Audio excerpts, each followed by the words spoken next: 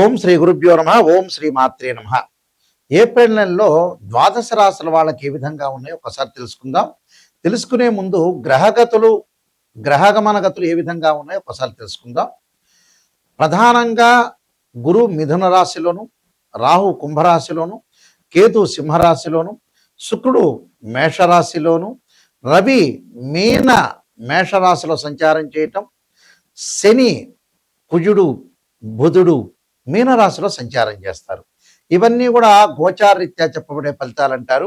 గోచారరీత్యా చెప్పబడే ఫలితాలు ఏ విధంగా ఉన్నాయో ఒక్కసారి మనం తెలుసుకుందాం. ఈ మాసంలో ఆర్థిక స్థితిగతులు, వృత్తి వ్యాపార ఉద్యోగాలు, ఆరోగ్యము, విద్య, అలానే ప్రధానంగా విదేశాలకు వెళ్ళటం, ఇలాంటివన్నీ కూడా ఏ విధంగా ఉన్నాయో ఒక్కసారి తెలుసుకుందాం.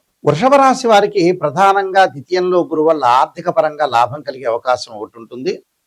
అలానే ఫైనాన్షియల్ పరంగా కొంత ఎదుగుదల అనేది బాగా ఎక్కువగా ఉంటుంది. ఎందుకంటే వృషభ రాశి వాళ్ళకి లాభాధిపతి గురువు ద్వితీయ స్థానంలో ఉండటం వల్ల మంచి ఫలితాలు జరిగే అవకాశం ఉంటుంది. ఎందుకంటే అష్టమాధిపతి కూడా ఇక్కడ గురువు అయ్యాడు. ద్వితీయ స్థానంలో ఉంటే అనేక లాభాలు కలుగుతాయి. అంటే ఆర్థిక పరంగా ప్రణాళికాబద్ధంగా రూపొందించుకునే అవకాశం ఎక్కువగా ఉంటుంది. అలానే శుక్రుడు వల్ల కూడా వీళ్ళకి వివాహ ప్రయత్నాలు కొంత ఆలస్యం జరిగే అవకాశం ఒకటి ఉండటం, అలానే దగ్గరకు వచ్చినట్టు వచ్చే సంబంధాలు వెనక్కి వెళ్ళే అవకాశాలు ఎక్కువగా ఉంటాయి. అంటే ప్రతి విషయంలో కూడా కొంత ఆలోచన చేసి ముందుకు వెళ్ళాలి. ధన సంబంధమైన వ్యవహారంలో కూడా కొద్దిగా చికాకులు జరగటం ఒకటి, అలానే వాళ్ళు కొంత పొదుపు చేయటం మంచిది. ఉద్యోగ జీవనంలో కూడా కొంత అధిక శ్రమ పడే అవకాశాలు ఎక్కువ ఉంటాయి. ఇక్కడ సూర్యుడి యొక్క ప్రభావం వల్ల కూడా ఉద్యోగ పరంగా అధిక శ్రమ పడినా కూడా ఉద్యోగంలో ప్రమోషన్లు వచ్చే అవకాశం ఎక్కువ ఉంటుంది. ఎందుకంటే వీళ్ళకి లాభస్థానంలో రవి గ్రహం అనేది ఉండటం వల్ల, అలానే మనకి ఈ ఏప్రిల్ నెలలో ద్వితీయార్థంలో వ్యయస్థానంలోకి వస్తాడు. అంటే ప్రథమార్థంలో ఉద్యోగపరంగా అనుకూలంగా ఉంటుంది, ద్వితీయార్థంలో కొన్ని చికాకులు కలుగుతాయి. అలానే వ్యాపార పరంగా బుధుడు అనుకూలంగా ఉన్నాడు కాబట్టి వ్యాపార పరంగా నూతన వ్యాపారాన్ని, అలానే చిరు వ్యాపారాన్ని కానీ, పెద్ద పారిశ్రామికవేత్తలకు కానీ అందరికీ కూడా అనుకూలంగా ఉండే అవకాశాలు ఎక్కువ ఉంటాయి. అంటే సకాలంలో శుభవార్తలు వినే అవకాశాలు ఎక్కువగా ఉంటాయి. ఆస్తి పెట్టుబడుల విషయంలో కూడా చాలా అనుకూలంగా ఉంటుంది. అలానే ఆశించిన ఫలితాలు జరిగే అవకాశాలు ఎక్కువ ఉంటుంది. ఏది కూడా బంధుమిత్రులతో కొంత సహనంగా ప్రవర్తన చేయండి. ఎందుకంటే ఇక్కడ వీళ్ళకి చతుర్థ స్థానంలో కేతు యొక్క సంచారం వల్ల తల్లి యొక్క ఆరోగ్యాన్ని, అలా రియల్ ఎస్టేట్ చేసే వ్యక్తులకి ఆర్గ్యుమెంట్స్ లేకుండా ప్రధానంగా కొద్దిగా జాగ్రత్తగా ఉండి ముందుకు వెళ్ళాలి. అలానే వృత్తిపరంగా చికాకులు కలగకుండా చూసుకోవడం చాలా మంచిది. ఎందుకంటే ఎలాంటి చికాకులు కలగకుండా ఎలాంటి విషయాల్లో కూడా వ్యాపారంలో క్రమంగా ఆశించిన ఫలితాలు జరిగే అవకాశాలు బాగా ఎక్కువగా ఉంటాయి. వాద ప్రతివాదులకి చోటు లేకుండా చేసుకోండి. పెట్టుబడులు, వ్యాపార ప్రణాళికలు బాగా జరిగే అవకాశాలు ఎక్కువ ఉంటాయి.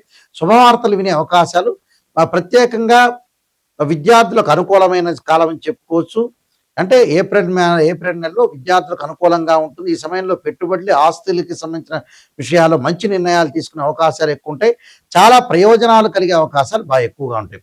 అంటే వృత్తి ఉద్యోగాలు అనుకూలంగా ఉంటుంది, వ్యాపార పరంగా అనుకూలంగా ఉంటుంది, వివాహ ప్రయత్నాలు ఆలస్యం జరిగే అవకాశాలు ఎక్కువ ఉంటాయి. అలానే ఆరోగ్యపరంగా కూడా గతం కంటే కూడా ఇప్పుడు ఆరోగ్యం అనేది మెరుగయ్యే అవకాశాలు ఎక్కువగా ఉంటాయి. కాబట్టి ఎలాంటి ఇబ్బందులు లేకుండా ముందుకు వెళ్ళొచ్చు. నేను కొన్ని పరిహారాలు చెప్పబోతున్నా. ఆ పరిహారాలు మీరు పాటించండి, మీకు మంచి జరిగే అవకాశాలు ఖచ్చితంగా ఉంటాయి. ఈ నెలలో ప్రధానంగా కొన్ని రెమెడీస్ అనేవి చేసుకోవాలి. ఆ రెమెడీస్లో ఏ గ్రహాలైతే మనకు బాగలేదో ఆ గ్రహాలని మనం ప్రసన్నం చేసుకోవడం చాలా ప్రధానమైన విషయం. ఇవన్నీ కూడా నిజం చెప్పాలంటే ఏం భయభ్రాంతులు చెందాల్సిన పని లేదు. మీరు ప్రశాంతంగా ఉండండి. రాశిఫలం చూసిన వాళ్ళందరూ కూడా ప్రశాంతంగా ఉండి ఎక్కడైతే నెగిటివ్ ఉంటుందో దాన్ని మీరు పాజిటివ్ చేసుకొని ముందుకు వెళ్ళండి. అయితే ఇక్కడ నెగిటివ్ని పాజిటివ్ చేసుకోవటమే చాలా ఇంపార్టెంట్. ఎందుకంటే భయభ్రాంతులు చెందాల్సిన పని లేదు. ఎందుకంటే నిజం అనేది మీరు తెలుసుకోవాలి. నిజం తెలుసుకోలేకపోతే అబద్ధం అనేది చాలా మంచిది కాదు. అంటే లైఫ్ అనేది ఎప్పుడు కూడా అసత్య ధోరణిలో ఉండవు. సత్యంలోనే తెలుసుకోవాలి.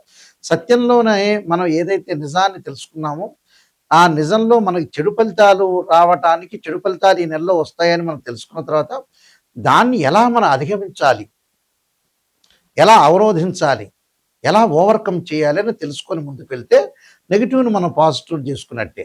అంటే స్త్రీయ లోపం మెరుగుట పెద్ద విద్య, లోపం మెరిగిన వాడే పూర్ణుడవుతాడట. మనలో లోపాలని మనం చక్కగా సవరణ చేసుకున్నాం అనుకోండి, మనం ముందుకు వెళ్ళినట్టే మనం. అయితే ఇక్కడ ప్రధానంగా కొన్ని సమస్యలు ఉంటాయి ప్రతి వాళ్ళకు కూడా. ఆర్థిక పరంగా ఉండే సమస్యలు ఉంటాయి.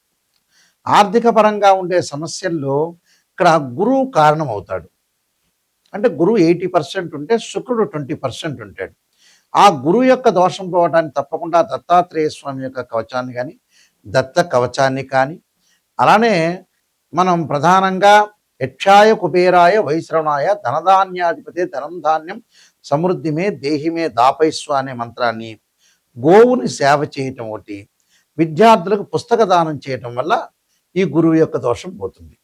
అలానే శుక్రుడి యొక్క దోషం పోవాలంటే అమ్మవారి యొక్క ఆరాధన చేయాలి, లలితా సహస్రనామ పారాయణం చేయాలి, వారాహ స్తుతి చేయటం ఒకటి, లక్ష్మీ గణపతి యొక్క స్తోత్ర పారాయణం చేయటం చాలా మంచిది. అంటే వివాహం కానీ స్త్రీ పురుషులకి తప్పకుండా, అమ్మాయిలకేమో వరపాశుపతాస్త్ర రుద్రాభిషేకం, అఘోర గౌరీ పాశుపతాస్త్ర రుద్రాభిషేకం, అబ్బాయిలకు వచ్చేటప్పుడు కన్యా పాశుపతాస్త్ర రుద్రాభిషేకం చేసుకోవడం చాలా మంచిది. శుక్రుడు సంబంధించిన హోమం చేసుకుంటే చాలా మంచిది. అలానే విద్యార్థులు వచ్చేటప్పుడు దక్షిణామూర్తి స్తోత్ర పాలనం చేయటం ఒకటి, దేవానాంచ ఋషీనాంచ గురుకాంచన సన్నిపం బుద్ధిమతం త్రిలోకేశం తమ నమామి బృహస్పతి అనే మంత్రాన్ని తప్పకుండా చదువుకోవాలి. అలానే అంగారకుడు మనకు బాగలేక రియల్ ఎస్టేట్ రంగం కానీ, వాహన ప్రమాదాలు కానీ, ఆరోగ్యపరంగా ఇబ్బందులు కలుగుతున్న వ్యక్తులు రాహుకాలంలో దీపం పెట్టడమే కాకుండా నవనాగా మండల పూజ, నవనాగా మండల స్తోత్రాన్ని పఠించడం చాలా మంచిది. అలానే అంగారకాయుధ్మే శక్తి అస్తాయుధీమే తన్నో భౌము ప్రచోదయాత్ అనే మంత్రాన్ని చదువుకోవటం ఒకటి, అంగారకుడి యొక్క ఆరాధన చేయటం చాలా మంచిది. అలానే ఉద్యోగపరంగా ఇబ్బందులు కలుగుతున్న వ్యక్తులు తప్పకుండా రవి యొక్క ఆరాధన చేయాలి. రవి యొక్క ఆరాధన చేసేటప్పుడు ప్రధానంగా ఆదిత్యాయుధ్నే సహస్రమూర్తాయుధీమే తన్నో సూర్య ప్రచోదయాత్ అనే మంత్రాన్ని, రవి సంబంధించిన ఆదిత్యుడి యొక్క స్తోత్ర పాలనం చేయటం మంచిది. అలానే కుజుడు బాగలేని వ్యక్తులు కూడా సుబ్రహ్మణ్య స్వామి యొక్క అష్టకం కూడా చాలా మంచిది. అలానే వ్యాపార పరంగా ఇబ్బందులు కలుగుతున్న వ్యక్తులు తప్పకుండా ఓం నమస్వ పంచాక్షరి, ఓం నమో నారాయణాయ నమః అనే అష్టాక్షరి మంత్రాన్ని చదువుకోవటం, వీలైతే అష్టాక్షరి మంత్రం యొక్క హోమం చేయటం కూడా చాలా మంచిది. అలానే మానసికంగా బాధలు పడుతున్నారు, మెంటల్లీ డిజార్డర్ అవుతున్నారు అంటే చంద్రుడి యొక్క ఆరాధన చేయాలి. క్షీరపుత్రాయది అమృతతత్వాయదీమే తన్నో చంద్ర ప్రచోదయాత్ అనే మంత్రాన్ని, బియ్యాన్ని దానం చేయడం చాలా మంచిది. అలానే ప్రత్యేకంగా శత్రువుల యొక్క దోషం పోవటానికి కార్తవీర్యార్జునుడి యొక్క మంత్రాన్ని పఠించడం చాలా మంచిది. దాని తర్వాత వీళ్ళు ప్రధానంగా శని యొక్క దోషం అంటే ఎల్నాటి శని, అలానే జన్మశని, ద్వితీయ స్థానంలో శని, వ్యయశని, కంటక శని. కంటక శని అంటే 10వ స్థానంలో, అంటే కంటక లేదా పొంగు శని అంటే 10వ స్థానంలో శని ఉంటే కంటక లేదా పొంగు శని అంటే వృత్తిపరంగా ఇబ్బందులు కలుగుతాయి అని అర్థం. అలానే అర్ధాష్టమ శని, అష్టమ శని, శని యొక్క దోషం పోవడానికి తప్పకుండా శని స్తోత్రాన్ని చదువుకోవటం, కవచాన్ని చదువుకోవటం, చక్కగా నల్లని ద్రాక్షారసంతో శనికి అభిషేకం చేస్తే చాలా మంచి జరుగుతుంది. అలా రాహుకేతులు అంటే అబ్రాడ్ వెళ్ళటానికైనా, పల్లల్లో ఆలస్యం జరుగుతున్నా రాహుకేతుల యొక్క ఆరాధన చేయాలి. రాహుకేతులకి ఏంటంటే అష్టనాగుల్ని దానం చేయటం, అష్టనాగ పూజ, ద్వాదశ నాగమండల పూజ ఒకటి, వీలైతే సర్పసూక్త పాశుపతాస్ రుద్రాభిషేకం, 2 జంట సర్పాలని దానం చేయటం చాలా మంచిది.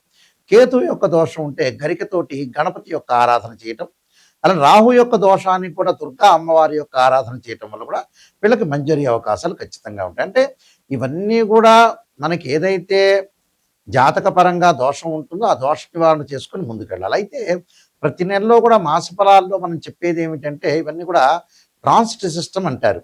మనకు 2 సిస్టమ్స్ ఉంటాయి. అందులో ట్రాన్సిట్ సిస్టమ్ అంటే ఏంటంటే గోచార పరంగా చెప్పేది, నాటల్ చార్ట్ అంటారు, బర్త్ చార్ట్ అంటారు.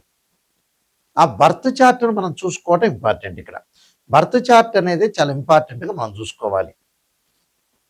అంటే ఇక్కడ గోచారం అనేది ఏ విధంగా ఉండబోతుంది అంటే, ఒక చెట్టు ఉంటుంది, ఆ చెట్టు కింద వేళ్ళు ఉంటాయి, ఆ వేళ్ల పైన కాండం ఉంటుంది, కాండానికి కొమ్మలు ఉంటాయి, ఆ కొమ్మల్లో ఆకులు ఉంటాయి. ఆకులు ఎలా ఉంటుంది, సహజంగా ఏంటంటే మనకి రైన్ సీజన్లో వస్తుంది, వింటర్ సీజన్ అలా ఉంటుంది, సమ్మర్ సీజన్లో కిందకి రాలిపోతూ ఉంటాయి. అలానే బర్త్ చార్ట్ అనుకోండి, వేళ్ళు అంటే వేళ్ళు అనేవి చాలా స్టాండర్డ్. అంటే వేళ్ళు అంటే ఏంటంటే ఆ వేళ్ళకి బాగా నీళ్లు పోస్తే ఆ చెట్టు బాగా ఎక్కువ వస్తుంది. కాబట్టి అక్కడ వేళ్ళు అంటే ఏంది బర్త్ చార్ట్. ఆ వేళ్ళే చాలా ఇంపార్టెంట్ చెట్టుకి. ఆ బర్త్ చార్టే ఇంపార్టెంట్. ఎందుకు గోచారం చెబుతున్నారంటే, మనం ఎంత కృషి చేసినా కూడా ఆవగింజంత అదృష్టం అనేది ఉండాలి కాబట్టి వితిన్ సెకన్‌లో జరిగే మార్గమే గోచారం అంటారు. కాబట్టి ఈ గోచారాన్ని కూడా మనం ఆలోచన చేయాలి. అయితే ఏందంటే మా దగ్గరికి వచ్చిన వాళ్ళు ఎవరైనా సరే బర్త్ చార్ట్‌లో 16 డివిజనబుల్ చార్ట్స్ ఉంటాయి. అంటే రాశి, హోర, ద్రేక్కాణము అలానే నవాంశమని, సప్తమాంశమని, దశమాంశమని, త్రింశాంశని ఈ చార్ట్‌లనేది 16 డివిజనబుల్ చార్ట్స్ ఉంటాయి. ఈ డివిజనబుల్ చార్ట్స్‌లో D16 చార్ట్స్ అంటారు.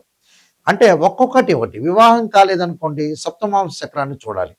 వీ సంతానం కలగకపోతే. వివాహం యొక్క దోషం ఉందనుకోండి నవాంశ చక్రాన్ని చూడాలి. అంటే వివాహానికి నవాంశము, సంతానానికి సప్తమాంశము, వృత్తిపరంగా ఉండేదానికి దశమాంశం. దీంతో పాటు యాడ్ చేయాల్సిన రాశిచక్రం, భావచక్రం. అంటే ఇవన్నీ కూడా మనం యాడ్ చేసుకుంటూ ముందుకు వెళ్ళాలి. సప్తమాంశం ఏంటంటే సంతానానికి సంబంధించినవి. వివాహానికి సంబంధించి D9 చార్ట్స్ అంటారు. అంటే ఈ చార్ట్స్ అన్నీ కూడా తల్లిదండ్రులకు ఏ విధంగా ఉండబోతుంది, మనకి ఎప్పుడు వివాహం అవుతుంది, ఆర్థిక స్థితిగతులు ఎలా మెరుగుపడతాయి, ఫైనాన్షియల్ పరంగా ఎలాంటి డెవలప్మెంట్, ఎంప్లాయ్మెంట్ పరంగా ఏ విధంగా ఉండబోతుందని మన లగ్నకుండల రాశిచక్రంలో ద్వాదశ భావాల్ని అనాలిసిస్ చేయాలి. ద్వాదశ భావాల్ని మనం అనాలిసిస్ చేస్తేనే మనకు విషయం అనేది కరెక్ట్‌గా తెలుస్తుంది. ఎలా పడితే అలా మన జాతకాన్ని చెప్పించుకొని, ఏదో గురువు గారండి, ఏదో నిజం చెప్పొద్దండి, మేము అబద్ధం చెప్పండి అనేవాళ్ళు ఎప్పుడూ నా దగ్గరికి రావద్దండి. నిజాన్ని తెలుసుకొని బాగుపడే వాళ్ళు మాత్రమే నాయకంటి మల్లికార్జున శర్మ గారి దగ్గరికి రావాలి. ఎందుకంటే నిజం తెలుసుకుంటేనే మీ వల్ల మిమ్మల్ని మేము సేవ్ చేయగలుగుతాం. మీరు బాగుపడే అవకాశం ఉంటుంది. ఏదో నిజాన్ని తెలుసుకోకుండా ఎవరో గురువు గారిని సంప్రదించి నిజం చెప్పండి, మాకు నెగిటివ్ వద్దండి, పాజిటివ్ చెప్పండి అంటే ఏందా పాజిటివ్ చెప్పడం? జరిగేది ఏదైనా జరుగుతుంది. మనం చెప్పినా చెప్పకపోయినా జరిగేది ఏదైనా జరుగుతుంది. కానీ నిజాన్ని తెలుసుకున్నాం అనుకోండి, ఉదాహరణకి మనం చాలా జాగ్రత్త పడే అవకాశం ఉంటుంది. అందువల్లే స్త్రీయ లోపం మెరుగుట పెద్ద విద్య, లోపం ఎరిగిన వాడే పూర్ణుడవుతాడట.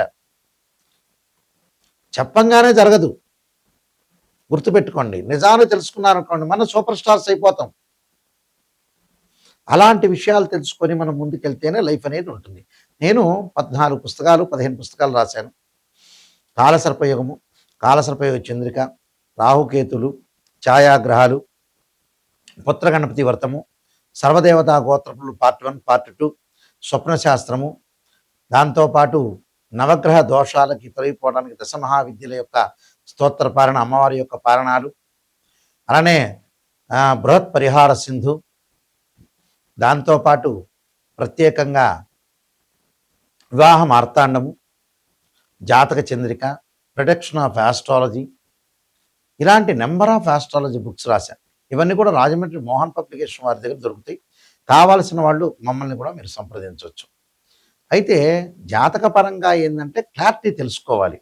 అలానే మా వెబ్సైట్ ఉంటుంది. www.nayakanti.com కానీ, nayakanti.in కానీ. ఎవరైనా సరే నిజాన్ని తెలుసుకునే వాళ్ళు మాత్రమే నాకు ఫోన్ చేయండి. నా స్క్రీన్ మీద స్క్రీన్ మీద స్క్రోలింగ్ అవుతున్న నెంబర్ ఉంటుంది. ఆ నెంబర్‌కి మీరు కాల్ చేసి మీరు తెలుసుకోండి.